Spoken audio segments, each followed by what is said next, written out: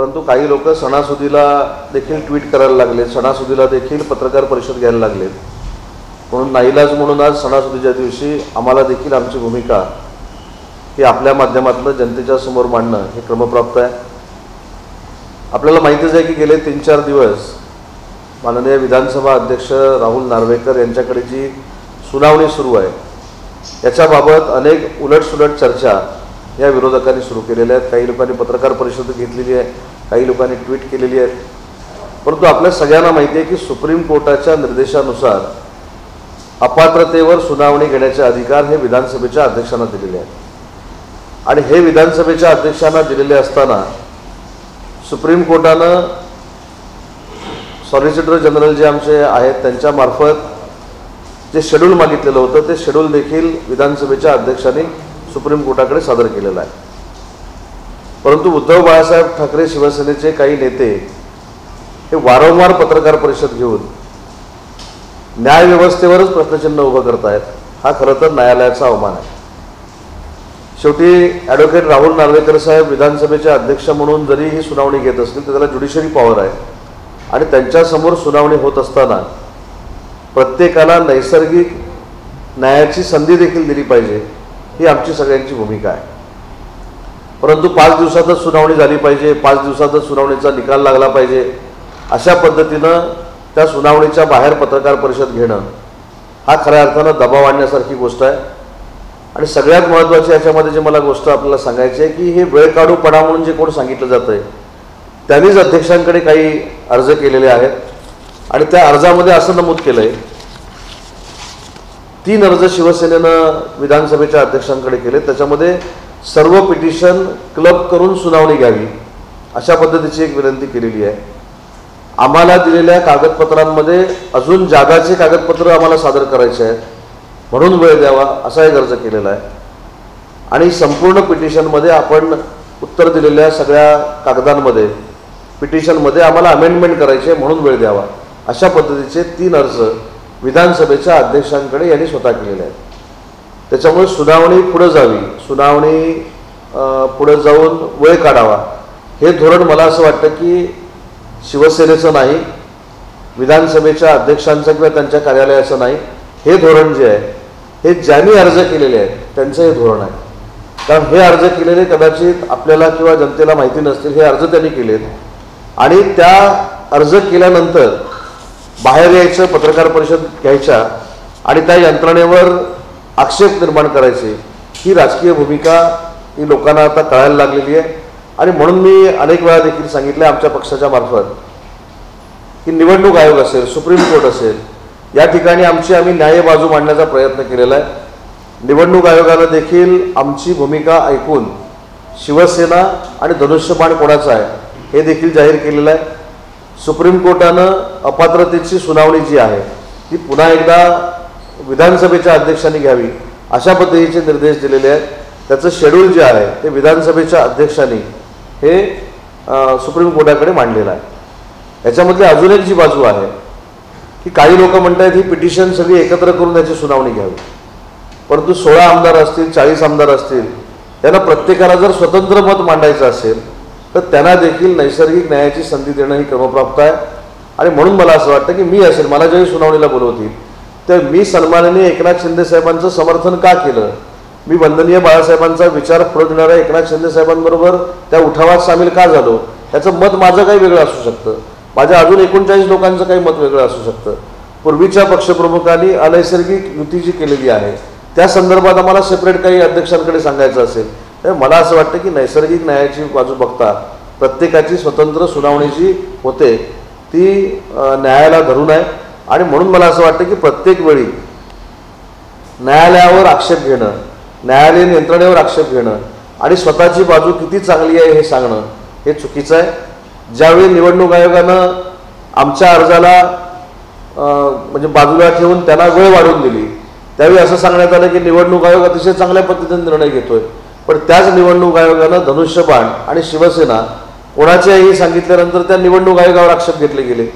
Supreme कोर्टानं 2दा-3दा जे argument केलं ते त्यांना त्यांचं फेवरेबल वाटलं म्हणून सुप्रीम कोर्ट अतिशय चांगल्या पद्धतीनं न्याय देते अशी त्यांनी भूमिका मांडली.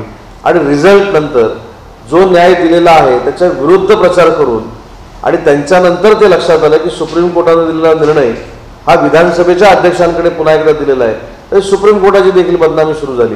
आणि म्हणून मला असं वाटतं की ज्यांचा लोकशाहीवर विश्वास नाही, ज्यांचा निवडणूक आयोगावर विश्वास नाही, ज्यांचा सुप्रीम कोर्टावर विश्वास नाही, त्यांना राजकारण करण्याचा काही अधिकार नाही. जसे त्यांच्याकडे अनेक वकील आहेत तसे आमच्याकडे देखील अनेक वकील आहेत. आम्ही देखील कायदेशीर सल्ला घेतो, आम्ही देखील कायदेशीर सल्ला घेऊनच आमची बाजू मांडतो. त्याच्यामुळं बाहेर पत्रकार परिषद घेऊन त्या यंत्रणेवर दबाव आणणं हे योग्य आहे असं मला वाटत नाही. आणि सुप्रीम कोर्टानं एकदा निर्देश देऊन संपूर्ण बाजू सुनावणी ही विधानसभा अध्यक्षांनी घ्यावी असं सांगितल्यानंतर विधानसभेच्या अध्यक्षांच्या न्यायालयावर आक्षेप घेणं हा सुप्रीम कोर्टाचा अवमान आहे असं आमचं मत आहे. हा एक प्रमुख मुद्दा होता. आणि दुसरा एक प्रमुख जो मुद्दा आहे त्याच्यावर जी काही चर्चा केली जाते की माननीय मुख्यमंत्र्यांचा परदेश दौरा जो होता तो काही लोकांनी ट्विट केलं म्हणून रद्द झाला, अशा पद्धतीचा आक्षेप काही लोकांनी घेतला आहे. पण मी तुम्हाला तारीख निहाय सांगतो की 23/9/2023 माननीय मुख्यमंत्री महोदयांनी नागपूरला झालेली ढगफुटी, चालू असलेली आंदोलनं याच्या पार्श्वभूमीवर आपण स्वतः महाराष्ट्रामध्ये राहणं हे क्रमप्राप्त आहे असं सांगून स्वतः मला फोन करून सांगितलं की हा दौरा माझा जो आहे हा पुढे ढकला किंवा रद्द करा. आणि त्याच्यानंतर हे कळल्यानंतर 26 तारखेला काही लोकांनी ट्विट केलं आणि त्या ट्विटनंतर सांगितलं की माझ्या ट्विटमुळं हा दौरा रद्द झालेला आहे. दौरा जो आहे तो महाराष्ट्राच्या अस्मितेचा दौरा आहे. महाराष्ट्राच्या अस्मितेच्या दौऱ्यासाठी महाराष्ट्र राज्याचे मुख्यमंत्री हे लंडनला निघालेले होते. त्याच्यामध्ये जे कोणीही आजपर्यंत करू शकलं नाही, छत्रपती शिवाजी महाराजांचं आपण नाव घेतो, छत्रपती शिवाजी महाराजांचा वारसा जपतो म्हणून मोठमोठ्यानं भाषणांमध्ये सांगतो, परंतु छत्रपती शिवाजी महाराजांनी वापरलेली वाघनख जी आहे, जी लंडनमध्ये आहे, ती महाराष्ट्रामध्ये आणण्याचा जो MOU होता त्या MOUसाठी महाराष्ट्र राज्याचे मुख्यमंत्री हे लंडनला निघालेले होते. MIDCच्या 2 कॉन्फरन्स होत्या त्याच्यासाठी महाराष्ट्र राज्याचे मुख्यमंत्री त्या ठिकाणी निघालेले होते. आणि सगळ्यात पहिल्यांदा महाराष्ट्राच्या इतिहासामध्ये सगळ्यात पहिल्यांदा लंडनमध्ये राहणाऱ्या 1000 महाराष्ट्रीयन लोकांना त्यांच्या अडीअडचणींच्या संदर्भामध्ये तिथे नक्की त्यांना काय सुविधा पाहिजेत, इथं त्यांना काय सुविधा पाहिजेत याच्यासाठी एक कॉन्फरन्स आयोजित केलेली होती. त्याला मुख्यमंत्री महोदय उपस्थित राहणार होते. MSRDC मार्फत रस्त्यांमध्ये अजून टेक्नॉलॉजी कशी विकसित करायची यासाठी दादा भुसे साहेब देखील त्याला उपस्थित राहणार होते. त्याच्यामुळे मला असं वाटतं की कुठेही वायफळ खर्च करून त्या ठिकाणी गेलेलं नव्हतं. आणि त्याच्या पुढे जाऊन मी सांगतो की त्या वाघनखाच्या कार्यक्रमाला जाण्याची परवानगी मुख्यमंत्री महोदयांनी मला दिलेली आहे. तो 2 दिवसाचा दौरा आहे. सुधीर मुनगंटीवार साहेबांसोबत मी तिथे असणार आहे. आणि मी देखील तिथे गेल्यानंतर नुसतं वाघनखाच्या कार्यक्रमाला उपस्थित राहणार नाही, तर त्या MIDCच्या ज्या कॉन्फरन्स होत्या त्या देखील कॉन्फरन्स मी करणार आहे. त्याच्यामुळे मला असं वाटतं की राजकारणासाठी राजकारण कोणी करू नये. एकनाथ शिंदे साहेबांनी जो दौरा रद्द केलेला होता तो 23 तारखेला रात्री 2 वाजता रद्द केलेला होता आणि 26 तारखेला ट्विट आलेला आहे. हा देखील मला खुलासा या पत्रकार परिषदेतनं करायचा आहे.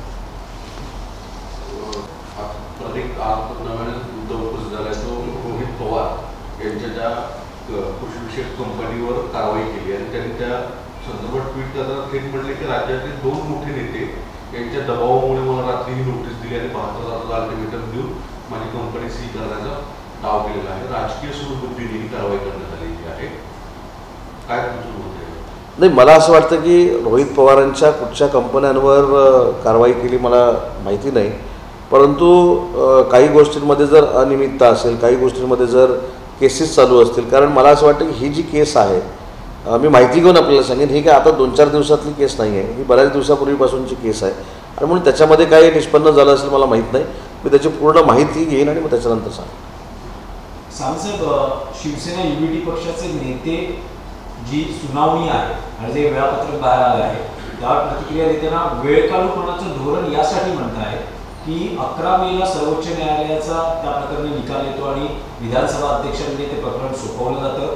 त्यानंतर जवळपास 3 ते 4 महिने कुठलीही कार्यवाही होत नाही आणि जेव्हा 18 सप्टेंबरला सुप्रीम कोर्टात त्या प्रकरणी सुनावणी असते त्यावेळेस 14 सप्टेंबरपासून प्रत्यक्ष हिअरिंग सुरू होते.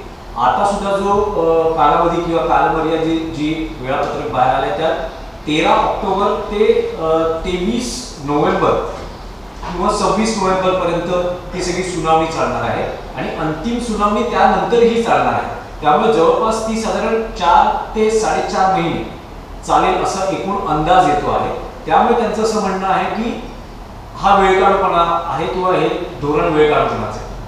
नाही, हा दुतोंडीपणा आहे. मला असं वाटतं की अर्ज आपण द्यायचे, एकत्र पिटिशन घ्या, अर्ज आपण द्यायचे की पिटिशनमध्ये आम्हाला अमेंडमेंट करायची आहे, अर्ज आपण द्यायचे की आम्हाला अजून अधिकचे कागदपत्र द्यायचे आहेत, त्याच्यात आपण वेळ काढायचा आणि त्याचं खापर जर कोणावरती फोडत असतील तर त्याच्याशी मी अजिबात सहमत नाही. पण थोडं मी मागं नेतो, निवडणूक आयोगाच्या निकालाच्या वेळी ज्या पद्धतीनं हे पत्रव्यवहार करत होते आणि रोज सकाळी 9 वाजता सुप्रीम कोर्टामध्ये जात होते, हा देखील वेळकाढूपणा होता असं आम्ही देखील बोलू शकतो. मग त्यावेळी आम्ही बोललो नाही, आम्ही त्याला सामोरं गेलो. त्याच्यामुळं काही गोष्टींना वस्तुस्थितीला सामोरं जाण्याची ताकद असली पाहिजे. सरकार बदललेलं आहे, एकनाथ शिंदेसाहेब मुख्यमंत्री झालेले आहेत, हे त्यांनी आता वर्षभरानंतर देखील स्वीकारलं पाहिजे. त्याच्यामुळे काही गोष्टी या स्वीकारण्याच्या पलीकडे असल्यामुळं हे परत परत सगळ्या गोष्टी होत आहेत. निवडणूक आयोगाला देखील यांनी अनेक पत्र दिलेली आहेत की सुनावण्या पुढे ढकलला म्हणून, आणि सुप्रीम कोर्टाला तर आपल्याला माहिती आहे सकाळी 9 वाजता देखील काही पिटिशन त्यांनी दाखल केलेली आहेत. त्यावेळी कुठेही आम्ही असं म्हटलं नव्हतं की आमचे विरोधक जे आहेत ते वेळकाढूपणा करतात. शेवटी खिलाडू वृत्ती असली पाहिजे आणि लोकशाहीला मानलं पाहिजे. जी लोक लोकशाहीला मानतच नाहीत, म्हणजे आता काही लोक ज्या पद्धतीनं स्वातंत्र्यवीर सावरकरांचा अपमान करतात, स्वातंत्र्यवीर सावरकरांवर इतक्या घाणेरड्या पद्धतीची टीका करतात, त्यांच्याबरोबर जी लोक अलायन्स करणारी आहेत त्यांनी वेळकाढूपणा, कोण खोटारडं, कोण चांगलं, कोण वाईट ह्याच्यावर बोलूच नाही. दुसरा असा मुद्दा होता की शिवसेना युनिटी पक्षाचं म्हणणं आहे की सगळ्या याचिका क्लब करा. शिवसेना शिंदेगड यांचं म्हणणं आहे की आम्हाला, तुम्ही ही भूमिका मांडली की आम्हाला प्रत्येक एका आमदाराची सुनावणी नाही तर आम्हाला प्रत्येकाला मत मांडायचं आहे. ते असं म्हणत आहेत की सर्वोच्च न्यायालय सगळ्या याचिका क्लब करून जर निकाल देऊ शकतं तर मग विधानसभा अध्यक्ष त्या याचिका क्लब का नाही. याचा पण मगाशी मी थोडाफार खुलासा असा केला की याचिका क्लब करून निकाल देणं किंवा सेपरेट घेऊन निकाल देणं हा सर्वस्वी अधिकार त्या कोर्टाचा असतो किंवा त्या न्यायालयाचा असतो. पण मला जर माझी एक स्वतंत्र भूमिका, मी एकनाथ शिंदे साहेबांबरोबर कशासाठी आलो, पूर्वीच्या पक्षप्रमुखांनी असा काय अन्याय केला म्हणून मी त्या उठावामध्ये सामील झालो, हे जर मला स्वतंत्ररित्या कॉन्फिडेन्शियल जर न्यायालयाला सांगायचं असेल तर क्लब करण्याचा आग्रह ज्यांचा आहे त्याने तो करावा. पण आमची भूमिका आहे, आम्हाला प्रत्येकाला विचारा ना. आणि ज्यावेळी हे जनतेच्या समोर येईल की 40 लोक कुठच्या कारणामुळं उठावामध्ये सामील झाली, त्यावेळी देखील फार मोठा उद्रेक होईल. त्याच्यामुळे एकनाथ शिंदे साहेबांचा उठाव जो होता, या उठावाला समर्थन करणारे जे आमदार आहेत त्यांना नोटीस आलेल्या आहेत. त्याच्यामुळे आमचं मत आहे की आम्हाला स्वतंत्ररित्या त्यांनी बोलवावं. स्वतंत्ररित्या म्हणजे आम्ही विनंती केली, स्वतंत्र म्हणजे यांच्यासारखा दबाव काय आम्ही आणत नाही, शेवटी तो त्यांचा अधिकार आहे. त्यांनी स्वतंत्र आम्हाला बोलवावं, आमचं म्हणणं ऐकून घ्यावं आणि त्याच्यानंतर त्यांनी निर्णय द्यावा. आणि ते दोन्हीही घटकांवर अन्याय करणार नाहीत याची तरी 100% खात्री आम्हाला आहे. वेळ काढून भूमिका कोण घेतं? कारण की ते तर रोज कॉन्फरन्स घेत आहेत, ते तर दावे करतायत की गुंतवणूक विलेखना करायचं काम केलं जातं. आता ही तुमची भूमिका आहे की आम्हाला सेपरेट प्रत्येकाला भूमिका मांडायची, कारण तिथे आमदार आहेत 14 आणि तुमच्याकडे आमदार आहेत 40. तर मग ती संख्या समजा जर 40 आमदारांची साक्ष नोंदवायची असेल, त्याच्यातले 5-6 इकडे आले तर कमी होतील. मुद्दा असा आहे की त्यांनी त्यांची भूमिका मांडावी, संख्या वाढते, त्यांनी त्यांची भूमिका मांडावी, त्यांनी आमची सुनावणी कशी घ्यावी, आम्हाला कसं बोलवावं, ह्याच्यामध्ये त्यांना पडण्याचा अधिकार नाही. त्यांनी त्यांची भूमिका न्यायालयाकडे मांडावी ना. मुद्दा फक्त एकच राहतो की एखाद्या संस्थेनं, एखाद्या स्वायत्त संस्थेनं किंवा एखाद्या न्यायालयीन संस्थेनं त्यांच्या बाजूनं निकाल लावला की ते अतिशय चांगले आणि त्यांच्या विरोधात निकाल गेला की ते वाईट. हे जे काही धोरण आहे हे अतिशय दुटप्पी आहे. आणि म्हणून मला असं वाटतं की कोणावर तरी विश्वास ठेवला पाहिजे आणि पहिलं स्वीकारलं पाहिजे, जे काय घडलेलं आहे ते स्वीकारलं पाहिजे, असं माझं मत आहे. मुख्यमंत्र्यांच्या परदेश दौऱ्याविषयी तुम्ही तुमची भूमिका सविस्तर मांडली. त्यात आदित्य ठाकरे यांचं म्हणणं असं होतं की मी काही प्रश्न उपस्थित केले त्यामुळे तो दौरा पुढे ढकलला गेला. त्यात सगळ्यात महत्त्वाचं होतं की गेल्या वेळेस जेव्हा मुख्यमंत्री दावोसला गेले होते त्यावेळेस जवळपास 40 कोटी रुपये खर्च झाले होते आणि तो मुद्दा त्यांनी, आणि ते कोणाच्या मार्फत खर्च झाले किंवा सरकारी तिजोरीवर ताण पडला का. आणि दुसरं, मी त्यांना रूट विचारला त्यामुळे कदाचित हा दौरा. मी तुम्हाला रूट सकट सांगितलं, त्याची कॉपी देखील तुम्हाला मी देतो. लंडनला गेल्यानंतर पहिल्या दिवशी इतिहासातला पहिला महाराष्ट्रीयन लोकांचा कार्यक्रम त्या ठिकाणी होणार होता. त्या कार्यक्रमाला मुख्यमंत्री महोदय उपस्थित राहणार होते. दुसऱ्या दिवशी MIDCच्या आणि MSRDCच्या आणि पर्यावरणाच्या अनेक कॉन्फरन्स होत्या. त्याला मुख्यमंत्री, मी त्याचं तुम्हाला बुकलेट लिहीन ना त्याच्यामध्ये मोठंसं काय ते देईन. तिसऱ्या दिवशी म्हणजे 3 तारखेला सुधीर मुनगंटीवार साहेबांबरोबर जो ऐतिहासिक कार्यक्रम आहे महाराष्ट्राच्या दृष्टीनं, जी छत्रपती शिवरायांची वाघनखं आपण महाराष्ट्रामध्ये आणतोय, त्याचा MOU मुख्यमंत्र्यांच्या उपस्थितीमध्ये होणार होता. त्याचा पुढाकार मुनगंटीवार साहेबांनी घेतला होता आणि त्याला मी आणि दादा भुसे साहेब उपस्थित राहणार होतो. चौथ्या दिवशी तिथले कार्यक्रम म्हणजे आमचे MIDCचे आणि कार्यक्रम संपल्यानंतर आम्ही बर्लिनला जाणार होतो. तिथं देखील रोड कशा पद्धतीनं अजून डेव्हलप करायची, रोडची टेक्नॉलॉजी कशी असली पाहिजे याच्यावर एक कॉन्फरन्स होती. त्याच्यानंतर आम्ही मुनिकला येणार होतो. मुनिकला देखील मराठी माणसांबरोबर मुख्यमंत्र्यांचं जेवण होतं. त्या ठिकाणी त्यांच्याबरोबर कॉन्फरन्स होती. आणि महत्त्वाची गोष्ट अशी आहे की त्या तिथल्या लोकांची ज्या मागण्या आहेत, आता लंडनमध्ये अनेक लोक गेली, पण लंडनमध्ये महाराष्ट्र मंडळ जे आहे, महाराष्ट्र भवन जे आहे, त्या महाराष्ट्र भवनच्या देखील अडचणी आहेत, त्या कोणी सोडवणार होते. तर त्याच्यासाठी मुख्यमंत्र्यांनी त्यांना वेळ दिलेला होता आणि पूर्ण शेड्यूल मुख्यमंत्र्यांचं आजही मी तुम्हाला द्यायला तयार आहे. त्याच्यामध्ये कुठेही कोणाच्या ट्विटचा प्रश्न येत नाही.